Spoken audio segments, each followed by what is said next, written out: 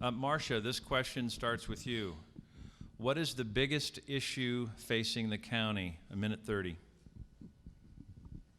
What is the biggest issue? Oh my goodness, that's a real question, isn't it? I think that the biggest issue in my mind is addressing the mental health situation that we have now, and that's going to be facing us more strongly in the future. To me, I have been exposed to the mental health arena for all my life, and therefore I can bring a lot of expertise and input into this area. We do need to study it and move forward in a lot of different ways. My concern is that we're not focusing on it enough. And I don't know if most of you know this, but a lot of the mental health aspects are coming back to the county board next year. And so the county board is going to be taking on more issues than they originally had intended. So I'm definitely concerned with mental health.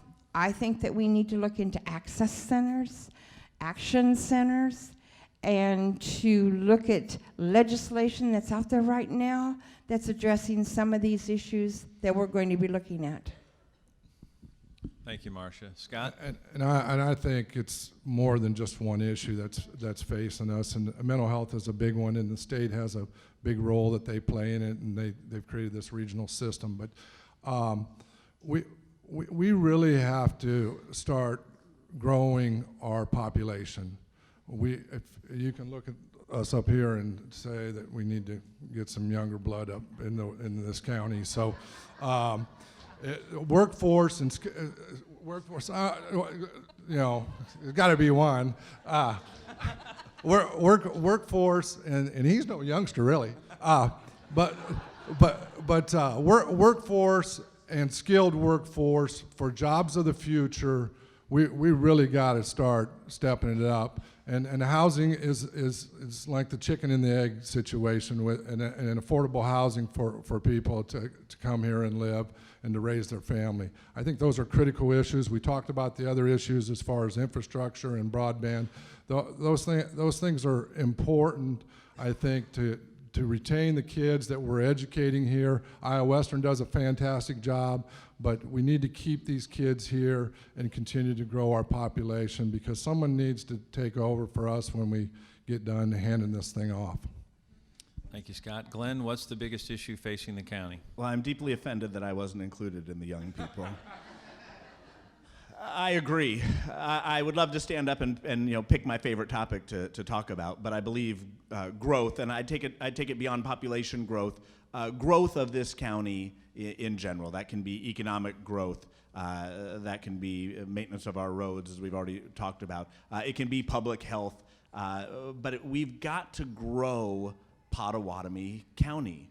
We have been stuck at about 62,000 people in this city, 93 in the county, for almost a decade. We're not bringing new people in, but our economy is stalled out as well. And we're trying to bring in new businesses. We're trying to encourage economic growth in the area. But I have some real specific ideas about what we should be doing as a county board to do that. Now we focus a lot here on Council Bluffs, and I don't poo-poo the value of growing this community. But Carly Drug in Avoca closed. It was an anchor of that community. And the restaurant in Macedonia closed. It's a great little artistic community that's just had a beautiful facelift. But you know, when a small community loses one of these anchor businesses, we've got to react as a county. So growth has to include a focus outside of just the walls of Council Bluffs. Thank you, Glenn. Lynn? Yeah, as far as mental health and disability goes, that's one of our largest expenses. And I've spent 2 terms on the Mental Health and Disability Commission, so I understand pretty well what's going on there, and they're working as good as they can to try and get things so these people can be taken care of. And then as far as economic development goes, I worked with Advanced Southwest Iowa, and I think they're doing a wonderful job out there trying to recruit businesses. And we've got WIDA in the eastern part of the county that works around with the different small communities. We need to keep working and get replacements if we have to. But I used to work with Bob Munt when he was around, and we would go work on businesses to try and retain businesses. And I think that's something that needs to be done. If you don't do that, you don't know when one might leave town. And you've seen Omaha over here. Some of their big businesses leave town. But you've got to work these areas and keep them around. My answer is not going to be a whole lot of different from what you've already heard, but I will say this: I'm not a spring chicken, but I'm only 35, so there's probably about 25 years gap. But anyway, when you look at our county and you want to look at what the biggest issues are, there's so many. It's hard to just nail down one. But I'll argue that growth and economic development are probably our key issues that we are facing. And we talked about Advanced Southwest Iowa. We're doing amazing things with these folks. We got new businesses that are coming here. Our economy is not in a terrible situation. We actually have great jobs here. Unemployment is at almost one of the lowest it's ever been in history. You look at the real estate market, the inventory there is it's almost non-existent. You put a house in the market, it sells.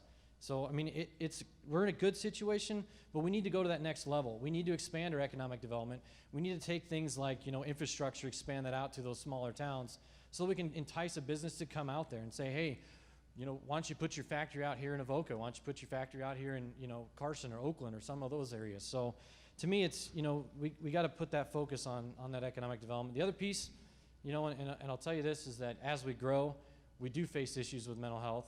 And one of the big issues we're facing right now is our county jail.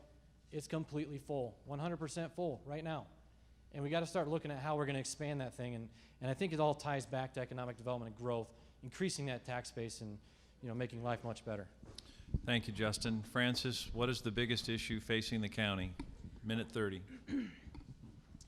I strongly believe that the biggest issue facing us is how we're going to attract, retain, grow, and diversify our economic base and create jobs. It's a curse and a blessing being where we're at. We're rich with resources. We're rich with interstate transportation through our corridor up here, both north, south, east, west. But it's a curse and a blessing. And that's what I think the biggest challenge is for Potawatomi County. And then I will touch upon a little bit upon the mental health. It has come up a couple times. And I do think that, unfortunately, that our law enforcement is having to absorb a lot of the mental health issues through, through things that come up in law and order, unfortunately. So I think that is happening, and I just want to acknowledge that. I think it's a big part of what, unfortunately, what they have to do every day. Tom? Well, I think you say there's one issue. I think the issue that we faced as elected officials is what are the services we offer, and how are they going to be affordable? Nobody wants to raise taxes. Everybody wants their service as best as they can get it, and we as elected officials have to decide on what the services we can deliver and how we deliver them at affordable cost. Growth and development is very important. The 2050 plan is showing that this metro area will grow about 600,000 people in the next 20 years. We need to be prepared for that. Traditionally, we're 10% of the growth. So how do we deal with 60,000 new people in our county in the next 30 years? That's going to be an issue that we're going to have to face. Growth that's going to be sustainable, accountable, and are we able to handle it throughout the county? They're all not going to come to Council Bluffs or Carter Lake. When you have that many people growing in our community or in our county, 60,000 people will be spread out throughout Potawatomi County if the 2050 roles continue to look at, and that is the entire metro area. That's going to be a situation that we're going to have to face and be ready for. Robert? Okay, sounds like there's two big issues. To start with mental health. To be transparent, I live with a disability called dyslexia, Otherwise, it's hard. I kind of see my words backwards. I mean, I write it backwards. So, from my experience going through Missouri Valley High, I was stuck with the No Child Left Behind Act. That cut all my multiple questions by to 50-50 questions. And ever since I got out of high school, my experience with the government has been, oh, they're going to throw me money and resources. I don't want money and resources. I want to earn that money and resources. But since I've been since the government has a file that says Robert Fairchild has dyslexia, we have to give him taxpayer money. And talking about growth, from my Austrian form of economics, government cannot grow economy, because one decision from Washington D.C. Destroys the stock market, and then one decision from Des Moines destroys Iowa's economy. So what we really need to do is get our hand out of the cookie jar and let these towns grow naturally, and let Counts Bluffs grow naturally. Because the last 10 years, Counts Bluffs has actually grown by 10,000 people. And Counts Bluffs grows with Omaha. Thank you, Robert. Don, what's the biggest issue facing the county? Well, from my perspective is as we grow, we do create more mental health, public health, and environmental health needs. I agree we need to foster, and go out and look at new opportunities, for growing the county. But we also have to look at workforce development. The chamber put out a little section the other day in their little bulletin that over the next few years we're going to be 2,700 people short, for small and industry here in Council Bluffs. So from the standpoint, the other thing we have to do is some of these, like Glenn had mentioned, some of these small towns, what can we do to help them?